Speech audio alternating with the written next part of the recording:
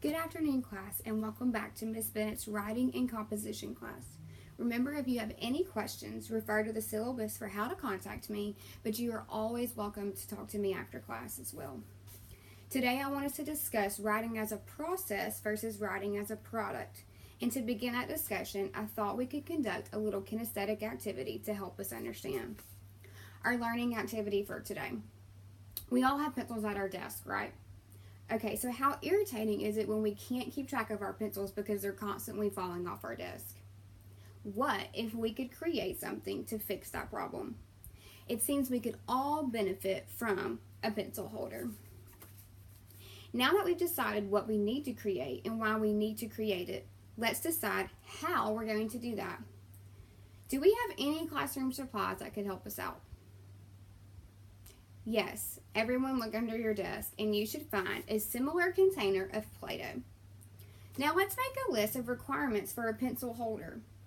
We need them to be functional, okay, strong,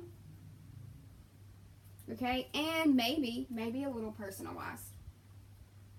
While we're thinking of this list of requirements, let's begin to create our pencil holders to meet the criteria that we have listed right here.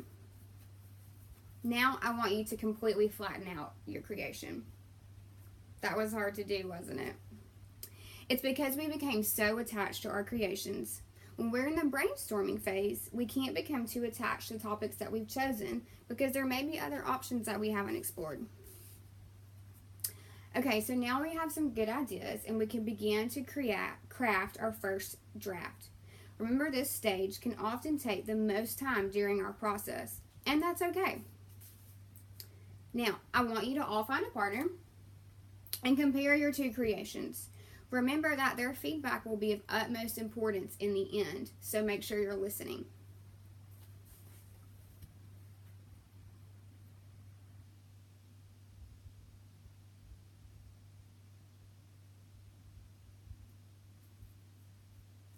Okay, guys, the revision stage is next, and it's time to return to our seats.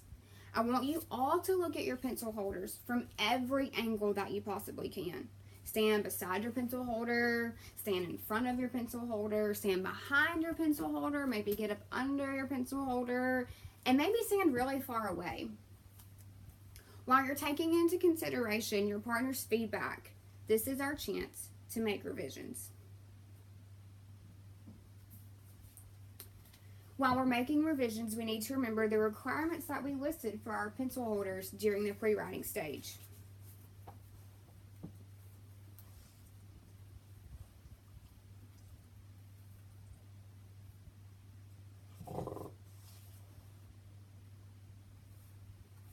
Now on to the editing stage. Here in the editing stage, we focus on the minute details of our pencil holder. I want you to trade Play-Doh with a partner and use their color to begin adding the finishing touches to your piece.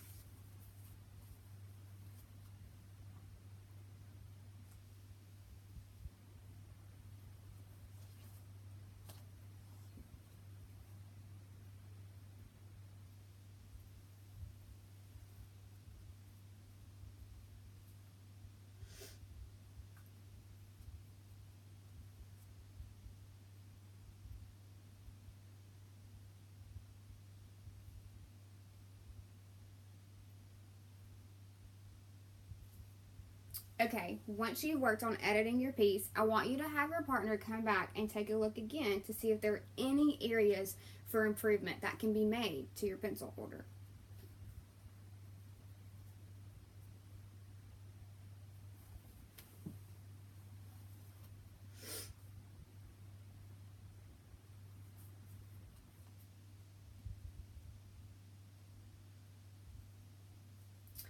In order to publish our pieces, we must give it a name or a title. This helps us take ownership of our pieces. So take the time to give yours a name or a title.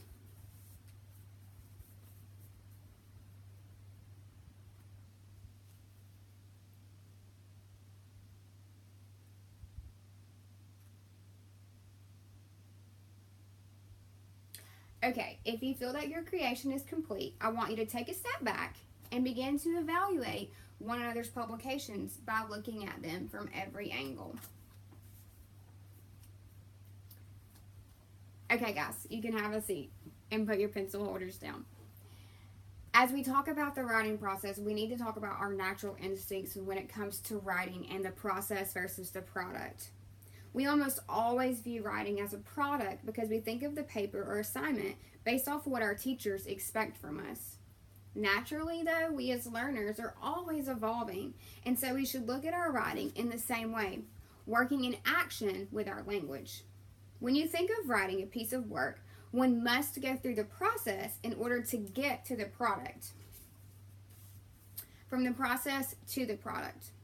We must begin to examine how the process leads to the product, and without either of the two, we would have no purpose in our writing endeavors. The discovery. Find your voice through your language. Exploration. Explore what you know and how you feel about what you know through your language. Evaluate. What did you learn about the world through your explorations? Communicate. Tell others what you have now learned. The process. From our activity earlier, we made our way through the writing process and we explored each step. So let's take a review.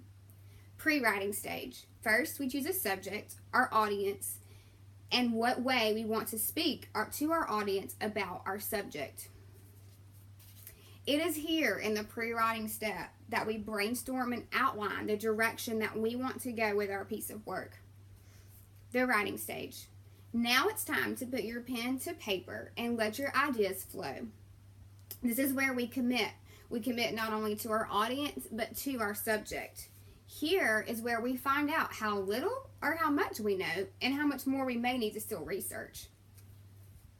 Rewriting. This is the moment in editing where we reconsider every single word and line. We decide if each letter is placed correctly, and this leads us to publishing our product.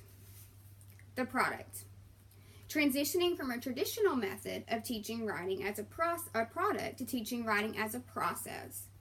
Many years ago, teachers began to notice that the traditional method of teaching writing by analyzing only the product didn't work for a select group of students.